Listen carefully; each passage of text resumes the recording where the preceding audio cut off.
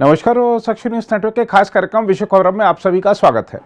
भारत ने शंघाई सहयोग संगठन यानी एससीओ की बैठक के दौरान आतंकवाद के मुद्दे पर जहां पाकिस्तान को मुंह पर खरी खरी सुना दी, वहीं चीन से द्विपक्षीय मुलाकात के दौरान स्पष्ट संकेत दे दिया कि उसकी विस्तारवादी दाल भारत के सामने नहीं गलने वाली है। यह जयशंकर की स्पष्टवादिता का ही कमाल रहा कि पाकिस्तान भी आतंकवाद के खिलाफ एकजुट होकर मुकाबला करने का आह्वान करने पर मजबूर हो गया, तो वहीं चीन ने कह दिया कि भारत और चीन संबंधों में सब ठीक है, कोई चिंता की बात नहीं है। पाकिस्तान के प्रति भारत के कड़े रुख का अंदाजा उस समय भी लगा जब विदेश मंत्री एस जयशंकर ने सभी विदेश मंत्रियों का स्वागत करने के दौरान सिर्फ नमस्ते करके उनका अभिवादन किया। दरअसल आज के नमस्ते के पीछे कल की एक घटना है। बताया जा रहा है कि गुरुवार को बैनोलिम में समुद्र के किनारे ताज एक्सोटिका रिजॉर्ट में आयोजित विदेश मंत्रियों के स्वागत समारोह में जयशंकर ने एससीओ के विदेश मंत्रियों का गर्मजोशी से स्वागत किया। पाकिस्तान के मंत्री बिलावल भुट्टो जरदारी ने भी स्वागत समारोह में भाग लिया।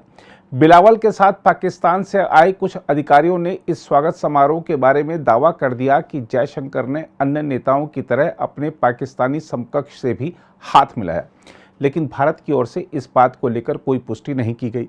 इसलिए आज जब मीडिया के कैमरों के सामने बैठक से पहले विदेश मंत्रियों का स्वागत किया जा रहा था, तब जयशंकर ने सभी का नमस्ते करके ही अभिवादन किया और पाकिस्तानी अफवाहों को खारिज कर दिया। एससीओ बैठक में जयशंकर की खरे खरे भाषण की बात करें तो बता दें कि इसमें उन्होंने आह्वान किया है कि आतंकवाद से कड़ाई के साथ निपटने पर ध्यान केंद्रित किया जाना चाहिए। विदेश मंत्री एस जयशंकर ने एससीओ के सदस्य देशों के विदेश मंत्रियों की बैठक में पाकिस्तान की ओर परोक्ष इशारा करते हुए कहा कि सीमा पार आतंकवाद समेत इसके सभी स्वरूपों का खात्मा किया जाना चाहिए।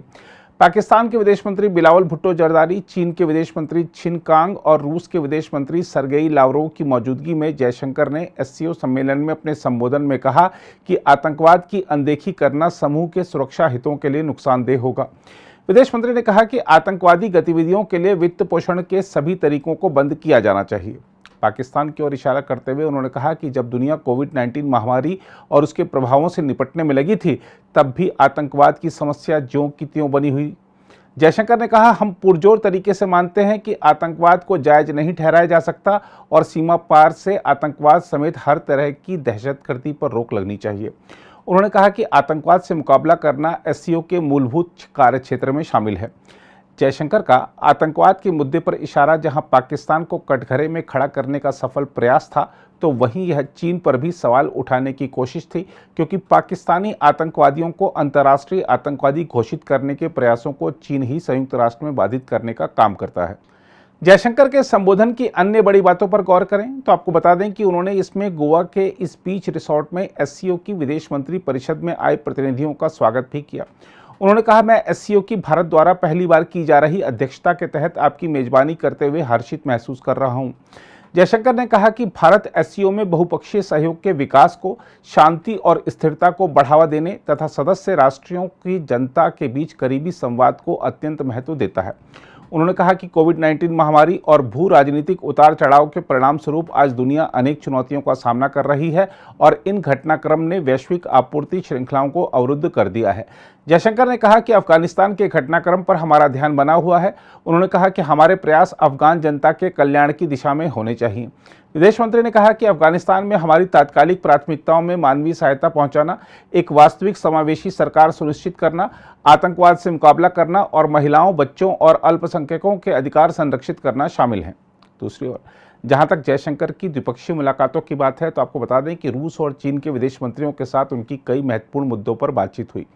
चीनी विदेश मंत्री की जयशंकर से मुलाकात के बारे में चीन ने जो बयान जारी किया है, उसके मुताबिक चीन के विदेश मंत्री छिन कांग ने दोहराया है कि भारत चीन सीमा पर स्थिति सामान्यतः स्थिर है और दोनों पक्षों को मौजूदा प्रयासों को मजबूत करना चाहिए तथा सीमा पर स्थिति को शांत और सहज करने तथा वास्तविक नियंत्रण रेखा के पास स्थायी शांति के लिए संयुक्त रूप से कार्रवाई करनी चाहिए।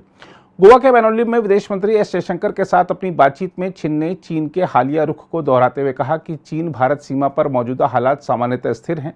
उनका बयान स्पष्ट रूप से पूर्वी लद्दाख में जारी सैन्य गतिरोध के संदर्भ में था, जिससे दोनों देशों के बीच संबंधों में तनाव आ गया है।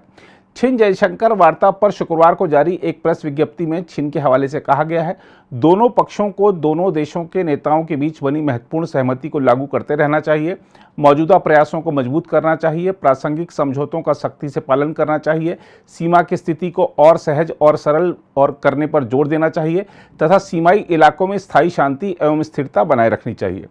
हम आपको याद दिला दें कि रक्षा मंत्री राजनाथ सिंह ने हाल ही में एक बैठक में अपने चीनी समकक्ष जनरल ली शांगफू से कहा था कि चीन द्वारा मौजूदा सीमा समझौतों के उल्लंघन ने दोनों देशों के बीच संबंधों के समूचे आधार को बिगाड़ दिया है और सीमा से संबंधित सभी मुद्दों को मौजूदा समझौतों के अनुसार हल किया जाना चाहिए।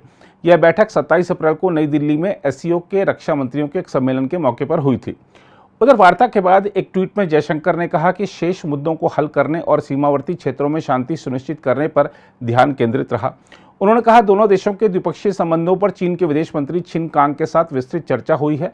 लंबित मुद्दों को हल करने और सीमावर्ती क्षेत्रों में शांति सुनिश्चित करने पर ध्यान केंद्रित किया गया है। हम आपको बता दें कि भारतीय और चीनी सैनिकों के बीच पूर्वी लद्दाख में नियंत्रण रेखा के पास कुछ टकराव वाले बिंदुओं पर पिछले करीब 3 साल से गतिरोध की स्थिति बनी हुई है। हालांकि सैन्य और कूटनीतिक स्तर पर की गई कई दौर की वार्ताओं के बाद कई जगहों पर दोनों देशों की सेनाएं अपने अपने स्थान से पीछे हटी हैं। हम आपको यह भी बता दें कि पिछले 2 महीने में दूसरी बार चीन और जयशंकर के बीच यह बैठक हुई है। चीनी विदेश मंत्री ने G20 के विदेश मंत्रियों की बैठक में हिस्सा लेने के लिए मार्च में भारत यात्रा की थी। बयान के अनुसार चीन ने कहा कि चीन द्विपक्षीय परामर्श और विचारों का आदान प्रदान करने, बहुपक्षीय ढांचे के तहत संवाद और सहयोग बढ़ाने तथा अंतर्राष्ट्रीय और क्षेत्रीय मुद्दों पर समन्वय और सहयोग को गहरा करने के लिए भारत के साथ काम करने का इच्छुक है। चीन ने यह भी कहा कि चीन एससीओ शिखर सम्मेलन की सफल मेजबानी के लिए भारत का समर्थन करता है और आशा करता है कि वर्तमान अध्यक्ष के रूप में भारत एकजुटता और सहयोग की भावना प्रदर्शित करेगा और शिखर सम्मेलन को सफल बनाने में सकारात्मक भूमिका निभाएगा। प्रेस विज्ञप्ति में कहा गया है कि दोनों पक्षों ने साझा चिंताओं से संबंधित अंतर्राष्ट्रीय और क्षेत्रीय मुद्दों पर भी विचार साझा किए। इसके अलावा जयशंकर और रूसी विदेश मंत्री लावरोव के बीच हुई बातचीत की बात करें तो आपको बता दें कि विदेश मंत्री एस जयशंकर ने अपने रूसी समकक्ष सर्गेई लावरोव के साथ दोनों देशों के खास और विशेषाधिकार युक्त रणनीतिक साझेदारी की व्यापक समीक्षा की है। दोनों नेताओं की यह बैठक यूक्रेन संकट को लेकर रूस और पश्चिमी देशों के बीच तनाव की पृष्ठभूमि में हुई। रूसी बयान में कहा गया है कि दोनों पक्षों ने अंतर्देशीय संबंधों को लेकर एक निष्पक्ष बहुध्रुवीय व्यवस्था का निर्माण करने की दिशा में प्रयास जारी रखने पर सहमति व्यक्त की है। रूसी बयान के अनुसार दोनों विदेश मंत्रियों ने हमारे खास और विशेषाधिकार युक्त रणनीतिक गठजोड़ के मुख्य क्षेत्रों में सहयोग की सराहना की। इसमें कहा गया है, द्विपक्षीय संबंधों में विश्वास आधारित विचारों का आदान प्रदान और ज्वलंत वैश्विक और क्षेत्रीय मुद्दे एजेंडा में रहे, जिसमें आने वाले दिनों में संपर्क का कार्यक्रम शामिल है। इसमें कहा गया है, एससीओ, G20 और ब्रिक्स सहित महत्वपूर्ण अंतर्राष्ट्रीय मंचों पर हमारे संवाद के ढांचे के बारे में साझा पहल विकसित करने को लेकर समन्वय को मजबूत बनाने के इरादे की पुष्टि हुई। उधर जयशंकर ने एक ट्वीट में कहा, रूस के विदेश मंत्री सर्गेई लावरोव के साथ हमारे द्विपक्षीय, वैश्विक और बहुपक्षीय सहयोग की व्यापक समीक्षा की। एससीओ की भारत की अध्यक्षता को समर्थन देने के लिए रूस का आभार जताया। साथ ही एससीओ, G20 और ब्रिक्स से जुड़े मुद्दों को लेकर चर्चा की। इस बीच सूत्रों ने बताया है कि जयशंकर और लावरोव ने वैश्विक भू राजनीतिक उथल पुथल की पृष्ठभूमि में अपने द्विपक्षीय संबंधों के संपूर्ण आयामों की समीक्षा की। यह अभी स्पष्ट नहीं है कि दोनों के बीच बातचीत के दौरान कारोबार से जुड़े मुद्दे उठे या नहीं। गौरतलब है कि भारत व्यापार असंतुलन से जुड़े मुद्दों का समाधान करने के विषय को रूस के समक्ष उठाता रहा है, जो अभी मॉस्को के पक्ष में है। पिछले कुछ महीने में व्यापार असंतुलन रूस के पक्ष में और झुक गया है, क्योंकि यूक्रेन संकट के आलोक में भारत ने रूस से सस्ती दर पर कच्चे तेल की खरीद को बढ़ाया है।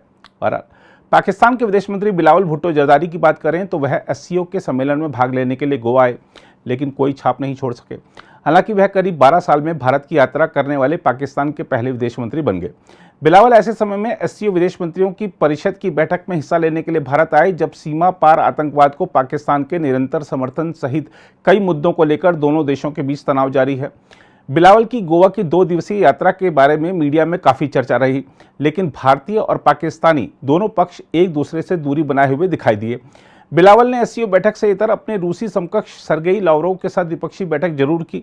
बताया जा रहा है कि दोनों मंत्रियों ने पारस्परिक हित के द्विपक्षीय, क्षेत्रीय और अंतर्राष्ट्रीय मामलों पर चर्चा की। पाकिस्तानी विदेश मंत्री की भारत यात्रा हालांकि भारत के लिए इस मायने में महंगी साबित हुई कि पाकिस्तान ने हमेशा की तरह इस बार भी भारत पाक मुलाकात के दौरान कश्मीर में आतंकवादी हमले करवाने की अपनी पुरानी आदत को दोहराया। अगर आप भी लेना चाहते हैं देश दुनिया की तमाम जानकारी तो आज ही सब्सक्राइब करें हमारे चैनल को। साथ ही नीचे दिए बेल आइकन को जरूर दबाएं ताकि हर अपडेट आप तक पहुंच सके।